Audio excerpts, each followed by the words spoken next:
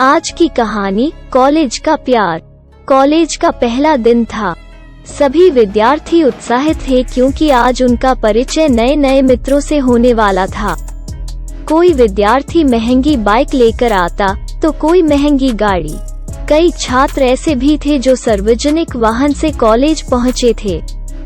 आज का दृश्य देखते ही बनता था। महेश कॉलेज के गेट पर खड़ा खड़ा कॉलेज का यह दृश्य निहार रहा था। उसे भी एक क्षण ऐसा लगा, काश मेरे पास भी अपना निजी वाहन होता तो मैं भी इन लोगों की तरह कॉलेज पहुंचता। किंतु कोई नहीं, भाग्य सबका पलटता है। महेश ने बीए राजनीति शास्त्र में दाखिला लिया था। वो अपनी कक्षा में जाकर बैठ गया। वहां और भी विद्यार्थी मौजूद थे।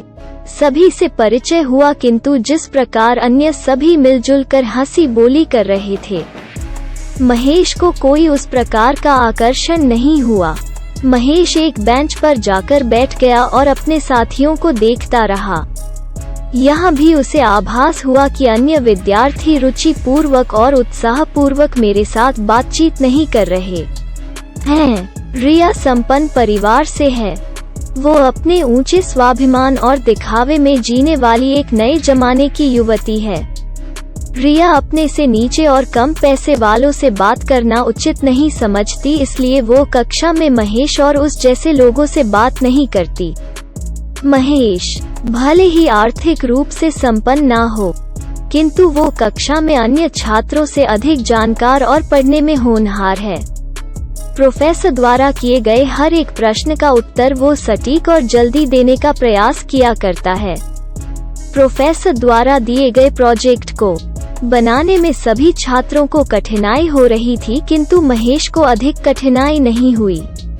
उसने लाइब्रेरी से किताबों का अध्ययन कर प्रोजेक्ट के कार्य को पूरा कर लिया। अब रिया के समझ में नहीं आ रहा था कि वो महेश से किस प्रकार बात करें, क्योंकि महेश से बात करना उसके संपन्नता और उसके विचारों के विरुद्ध था। किंतु फिर भी उसने रौबदार लहजे में महेश से बात करना चाहा। किंतु महेश शांत और महिलाओं के प्रति आदर रखने वाला व्यक्ति था। उसने रिया के सभी प्रश्नों के जवाब शालीनता से दिए। रिया को आभास हो गया कि वो गलत कर रही है। उसकी आत्मा उसे ऐसा करने से रोक रही है। रिया ने पुनः अपना स्वभाव बदला और महेश से आग्रह किया कि वो उसकी प्रोजेक्ट में मदद कर दे। महेश ने आश्वासन दिया कि वो यथासंभव प्रोजेक्ट बनाने में उसकी मदद करेगा। ऐसा ही हुआ। महेश ने रिया का प्रोजेक्ट बनाने में यथासंभव मदद की और सही समय पर रिया का प्रोजेक्ट बनकर तैयार हो गया। अब रिया का हृदय परिवर्तन हो चुका था। वो धीरे धीरे महेश को अन्य लड़कों से अलग समझ रही थी और उसके प्रति एक आदर और सम्मान का भाव जागृत हुआ। अब रिया पहले से अधिक बदल गई थी। धीरे धीरे वो महेश से बात करने लगी थी और उसके स्वर में एक मधुरता का समावेश भी देखने को मिलता था। इस प्रकार दिन, महीने और साल निकलते रहे। छुट्टियों में दोनों एक दूसरे से मोबाइल पर बात करते और अब ऐसा हो गया था कि दोनों अगर दिन में एक बार ना मिले तो कुछ खोया खोया सा महसूस हुआ करते थे। समय बीतता गया। अब दोनों कॉलेज के आखिरी दिनों में विचार विमर्श करने लगे और अपने इस प्रकार की दोस्ती को एक रिश्ते में बदलने की बात करने लगे। किंतु रिया संपन्न परिवार की थी और महेश कमजोर और अधिक साधन संपन्न परिवार से नहीं था। इसलिए यहाँ तालमेल बिठाना दोनों के लिए एक चुनौती का विषय बन गया। रिया ने अपने घर में माँ से महेश के बारे में बताया और उससे विवाह करने की बात भी कही। माँ ने पहले रिया को डांटा और फिर काफी बहस के बाद माँ ने समझाया, अगर पिताजी को यह बात पता चल जाए तो अच्छा नहीं होगा, इसलिए इन सब बातों को यही दबा दो और खत्म कर दो। किंतु रिया और महेश का प्यार अब किसी के समझाए और बहकावे में नहीं आने वाला था।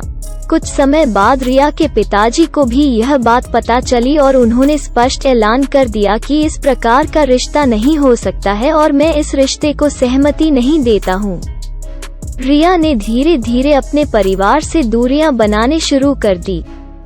कभी वो खाना खाती, कभी नहीं खाती। इस प्रकार वो अपने परिवार को अपने पक्ष में करना चाहती थी, किंतु परिवार वालों ने उसकी बात नहीं मानी। एक दिन अचानक महेश को रिया का फोन आया। रिया ने मिलने के लिए एक जगह पर बुलाया और वहां पर दोनों मिले। रिया ने अपनी सारी बातें महेश को बताई। उसके परिवार वाले इस शादी को राजी नहीं हो रहे हैं, इसलिए अब वो अपने परिवार के साथ नहीं रहना चाहती है, वो तुरंत कहीं भाग जाना चाहती है। महेश ने काफी समझाया, किंतु रिया घर से ठान कर आई थी कि वापस अपने घर नहीं जाएगी। अब महेश के लिए आफत की बात यह थी कि वह अपने भी घर नहीं ले जा सकता था, इसलिए उसने अपने दोस्तों से कुछ पैसे उधार लेकर और रिया के द्वारा लाए गए पैसों के आधार पर दोनों गोवा भाग गए। रिया के परिवार भले ही संपन्न हो, किंतु वह रिया के बगैर जीना नहीं चाहते थे, इसलिए उन्होंने खोजबीन चालू किया। उन्होंने पुलिस कंप्लेंट भी किया और महेश के घर भी पता करवाया, किंतु महेश के घर भी कोई जानकारी नहीं थी कि दोनों कहाँ गए हैं। इस प्रकार दिन प्रतिदिन बीतता गया। कुछ समय बाद रिया ने अपनी माँ को फोन किया और बताया कि उन दोनों ने मंदिर में शादी कर ली है। माँ ने काफी समझाया, किंतु रिया कुछ समझने को राजी नहीं हो रही थी।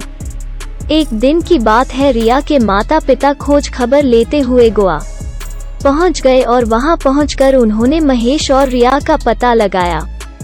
दोनों माँ बाप ने रिया को और महेश को समझा बुझाकर घर लाया और बताया कि इस प्रकार के कृत्य से समाज में बदनामी होगी। तुम्हारी शादी हम रीति रिवाज और सबकी सहमति से करेंगे।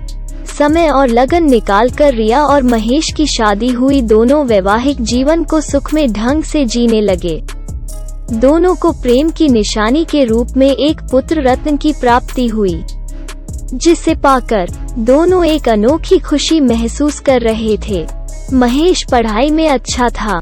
उसने सरकारी परीक्षा पास कर एक उच्च स्तरीय नौकरी प्राप्त कर ली।